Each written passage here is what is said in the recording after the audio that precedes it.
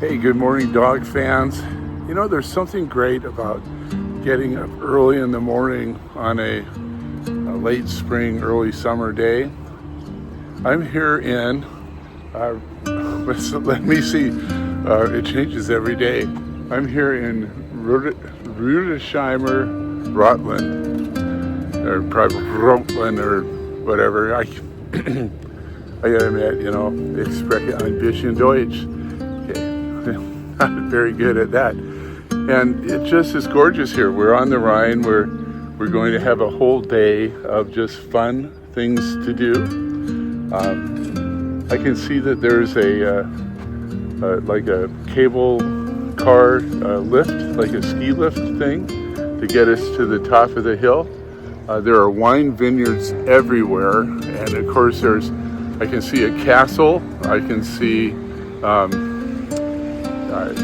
churches and steeples, and you can see there's the sun rising in the east, and that's the Rhine River. You know, we've all read about it in school and how important it is, and little castles everywhere. Just absolutely amazing. Just a great experience. So if I mean, I'm not a big traveler. You know, I mean, I go to Husky games, and you know, I try to go to Disneyland every couple of years, and Universal Studios, those kind of things, and you know, local trips around the Northwest. But this is a whole new experience for me. I did go to Ireland with the Husky marching band. That was fun, a lot of fun. But this is so much different and so organized, and so many different things to see, and it really broadens your perspective on how things could be better where we live. So, and you know, of course, we do things that are better as well. Not to be a snobbish American, but I think we can learn from each other on a lot of things. But you know, if you're not a morning person, you should try it. There's something very peaceful about starting your day with, you know, a cup of coffee and a light pastry. Of course, light is an understatement. It's anything but that. It's just incredible, and it's so old. Everything is so old here, but modern technology is incredible. So anyway, that's about it, and I'll try to share our daily activities with you on today. So you have a great day, and on three, go dogs. 1, 2, 3, go dogs. So where are you from? Where are you from? Is that like a GoPro? Like a little It's GoPro? an action camera. It's like a GoPro, only I think it's better. Huh. So where are you from? I am from Denver. Denver, okay. Yes. And where are you from? Washington, D.C. Whoa. Ditto. Oh, ditto? Cool. Same thing. Same thing. Where are you from? I know Florida. Florida now. Yeah, this is like right winter for you, right? Okay. And where are you from, little lady? I am from Seattle. Seattle. Okay, well, not really Seattle, but nobody knows where Bothell is. Really? How do you know that? I lived in Seattle. Huh? I know, it's hard when you see I was just teasing. Oh, you're just being nice? Thank you. She lived in Seattle. Oh, okay. Yeah, we're closer to Woodinville than Seattle, but... We went to Woodville to do the wine tasting. Oh, yeah.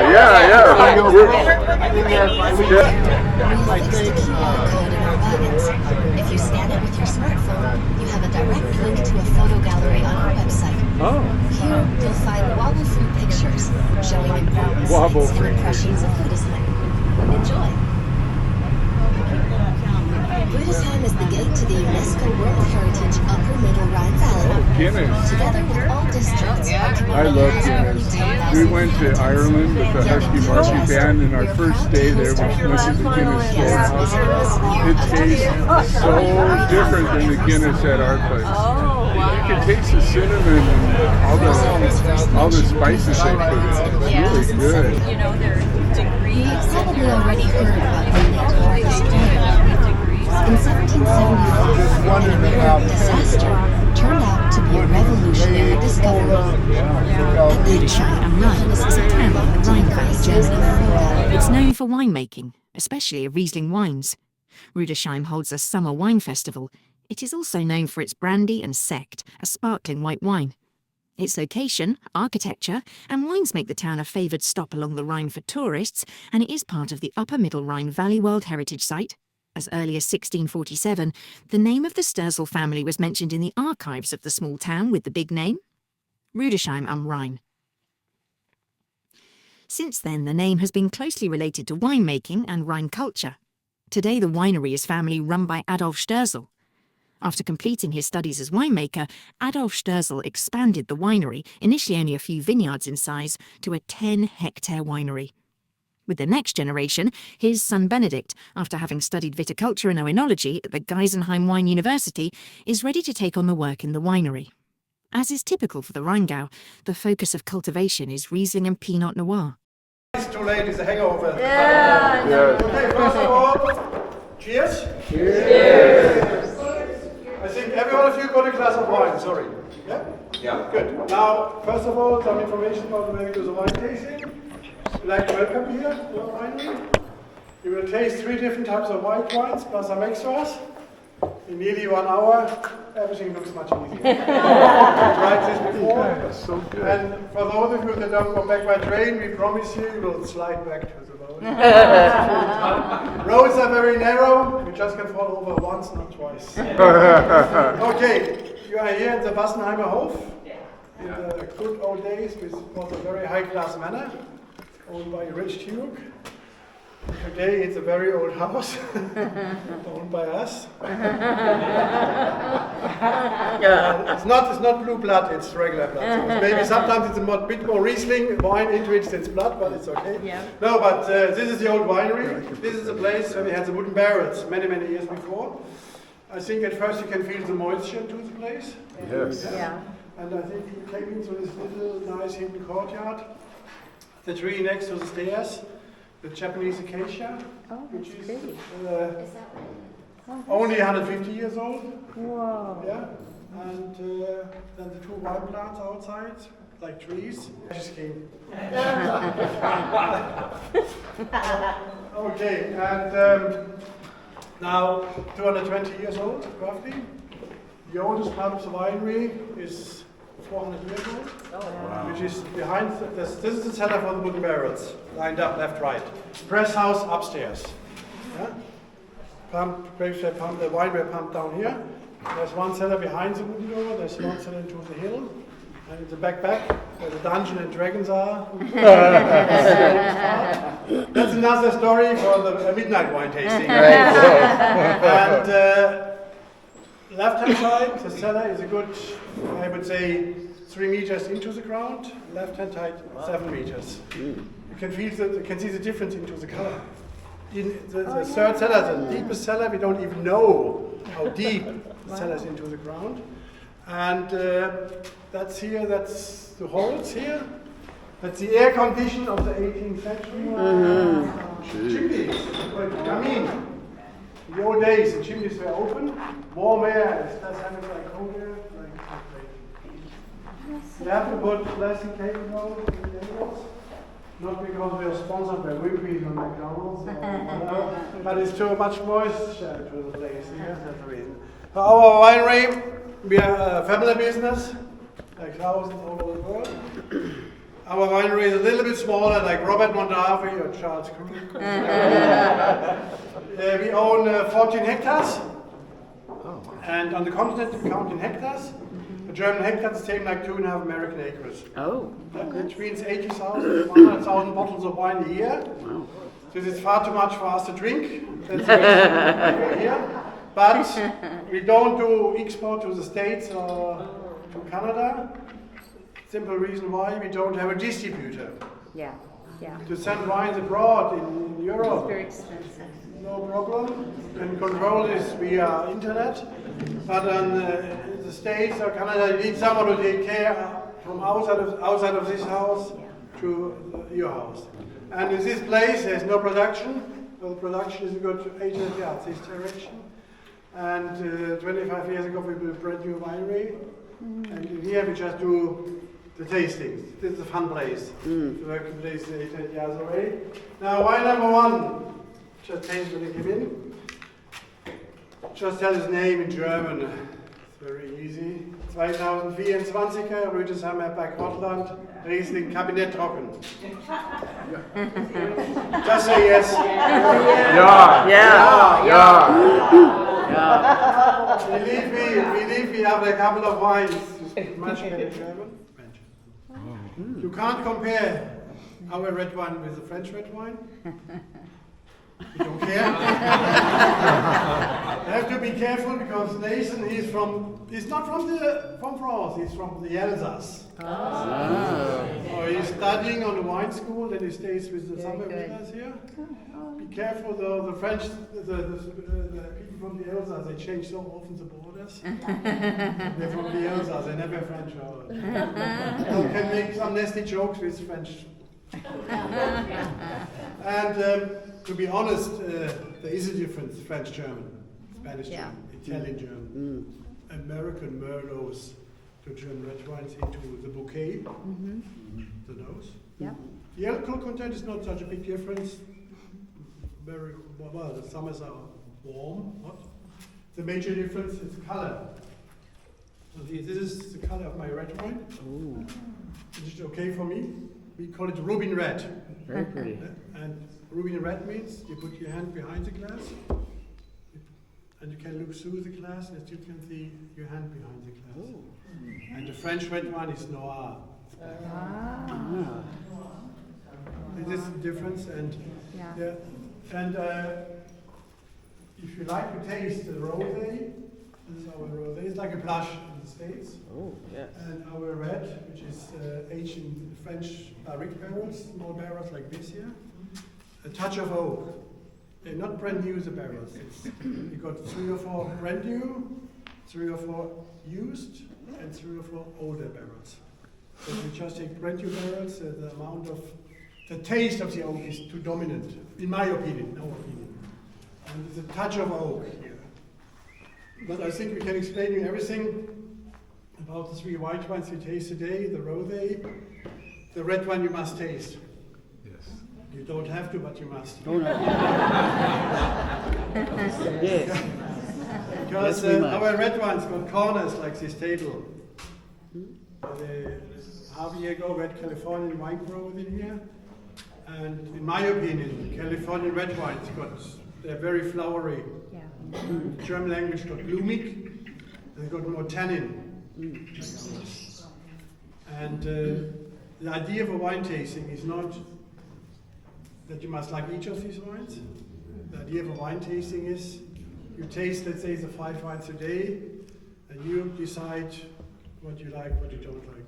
You don't have to be a connoisseur to find out the peach aroma, the apple taste, whatever. You just say yes or no. Always on a Wednesday, don't ask me why it's a Wednesday. They don't do it on Friday. Because a lot of people in Germany eat fish on Friday, midday. Sure. And then taste is gone after fish. And And you came into this room. In the beginning, it sounds very serious. Let's say 60, 70 minutes later, it sounds like a party. You did taste wines, you train your senses. Party was over at the end of the semester. You came to the same room, 6 tables, a blind tasting, 10 bottles, 2 of the same wine. 2 bottles with the cork taste, 2 bottles with water. You don't even think how difficult it is to find out water if you don't have time. You just know. And our teachers told us that we have to spit out the wines. No students spit out wine. Number 1 wine is a trocken wine, a dry wine. You must start the tastings always with drier wines, then we come up to the milder wines, and at last to the sweeter wines. If you don't like the wines, we got these big jugs here onto the tables. There you have these things here. in here, we fill in the rest of the wine. Yeah? This is not the wine for the next group tomorrow morning. Making our own blend. Very special.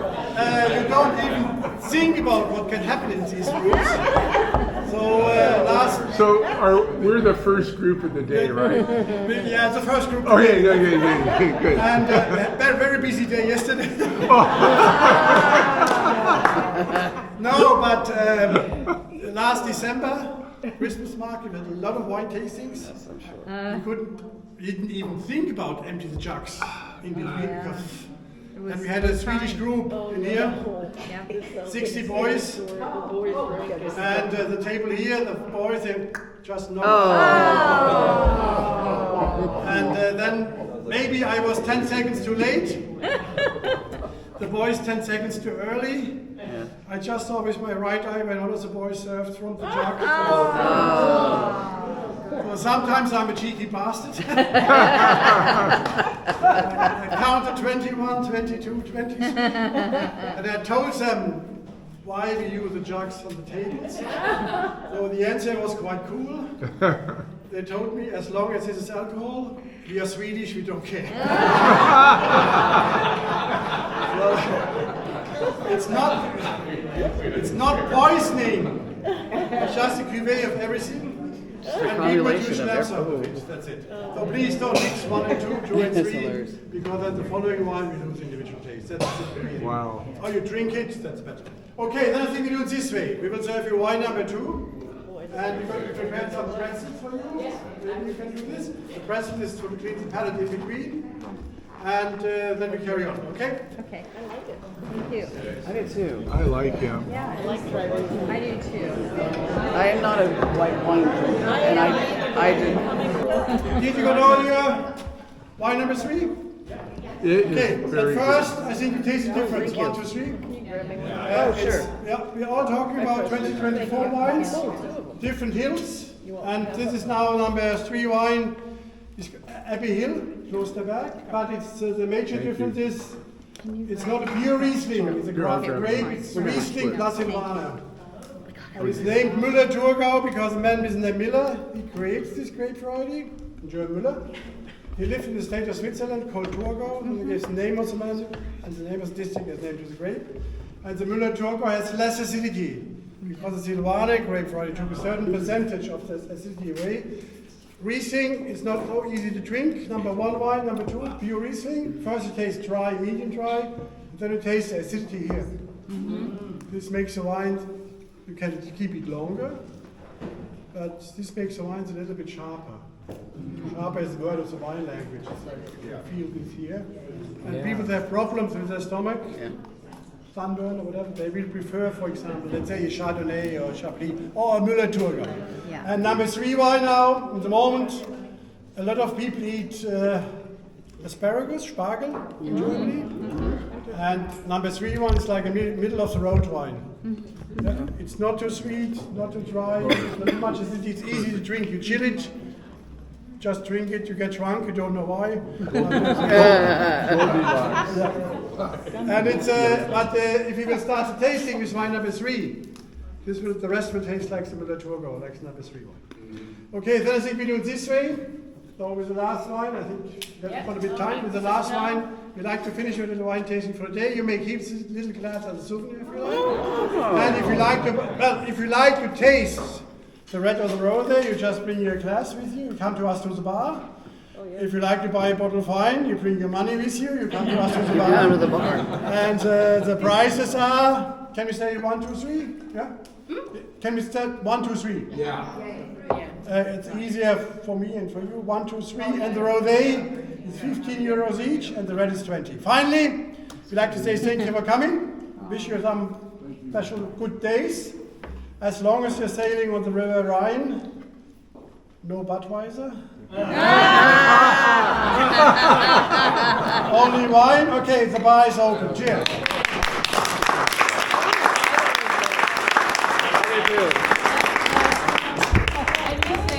Couple of things. First of all, you are allowed to, at the moment, you're still allowed to take 2 bottles of wine as long as you put them in your regular check-in bag. So, Chris, Yes, Sean. what did you think of the wine tasting? It was lovely. It was lovely? Yep. What was your favorite? 1, 2, or 3? Probably number 3, and then the Right. rosé was pretty good. I liked number 1 at first, But and then you're- number 2 was like sparkly, and number And number 4 was Whoa. The the favorite, was yes, what you yes. got. turn it Yeah, around so we can see the label. Adolfo. Yeah, and it's a wait. rosé. Will we see this wine at a tailgate function? No, at because the- we're gonna drink it before We're drinking we go it tonight. home. That's it. I never really by the get to to relish wine, you know. You know, we turn left, go down to the water, and turn right. Links, geradeaus, Rex. If you like to, I can even give you information on the way. Oh yes, that would be great. We're doing the castle cruise this evening. So what can you tell us? Well, beginning from here, within the next 65 kilometers, we have 40 medieval castles that you're going to see. 25, which are left here. Left. Links. Oh, they're not with us. 25 are They hidden. probably go. You can see 15 are hidden in the forest. And Hidden castles. yeah, this year the square one down on the Rhine is the first one of the Rhine Gorge, and it's also the oldest one. It's from 900. Wow. And around the castle, they found Roman tools for wine pruning, so they know that the Romans already cultivated neat. wines here. And most of these castles were not destroyed but damaged in one way or the other. So during World War II, was this area? Yeah, it was destroyed pretty badly. Wow. But we don't know why, because Rüdesheim was not that important. But there's another river coming in not too far Who from here. knows The anything Nahe about River. wars? Yes. None of them are important. And this was an important hub. Maybe they tried to destroy the Oh, hub. Sea Hub, Yes, and Seaport, that was it. also, whatever was left on the plane was emptied out over the Rhine on the flight home. Oh yes. What was what? Oh, we're talking about planes in World War II. And Yeah, when they still had munition on the plane, they didn't want to land with it still being on the plane. Oh, So gotcha. the Rhine was a great opportunity to get rid of it. Oh. You know, empty out the plane. So is it still down there? Probably some some. of them. Yeah, probably. But you know, the Rhine is so deep. Did you grow up around here? Yes, Where? in this entire region. I'm Wow. yes, a few towns from here Cool. where it's less busy. This is sure pretty. This cruise has been wonderful. I've never been on a cruise like this before, I'm glad or you any enjoyed it. cruise. We Oops. still are enjoying. Oh, look here! When you look at the castle, you can see the way they were rebuilt. They Yeah. added balconies and larger windows because they turned them into fancy residence. Yes. So when you're talking about, sorry, I took a picture of Yes, that. of course. So when you're talking about how these castles were built, so this is a castle as well. Yes. Yes. They oldest build one. them in a factory, modular castles, and they bring in the walls and the fortresses. Wouldn't that be funny if back in the day they had like a group of architects who designed castles? You go in and you pick, do you want a 5-bedroom castle with 4 bathrooms, or bathrooms? What's that? It's a new concept. We put a hole in the wall. Whoa, look at that statue on the hill. Yeah, that's the Germania. Okay, tell me about that. It was built after the Franco-Prussian War in 1871, when Germany was united into the German Empire. Because before it was independence, almost 40 independent states and kingdoms and dukedoms. And then Bismarck from Prussia had the dream of a united empire with one currency, one measurement. Because before, all the states were also measuring in feet, but they all had different size feet, for example. So we have a lot of very large buildings here in this region, and nobody knows their height because we don't know which feet they used. So Bismarck had to fight 3 unification wars against Denmark and Austria, and the last one was against the French. And then when they beat the French, they united and built this monument.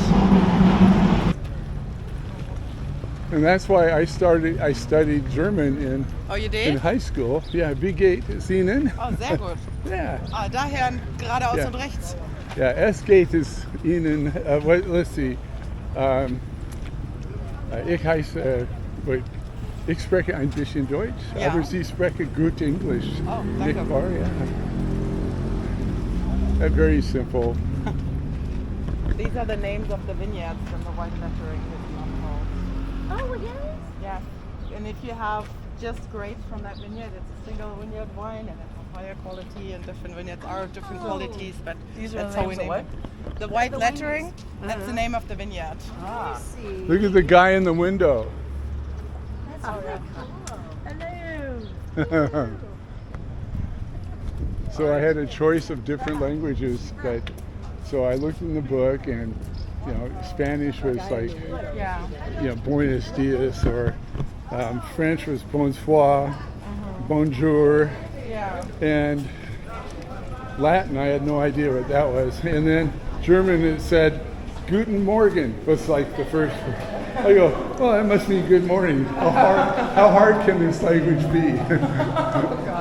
And then I get home, I told my mom, I said, I think I'm going to study German in high school. She says, well, you better, you're German. So I go, okay.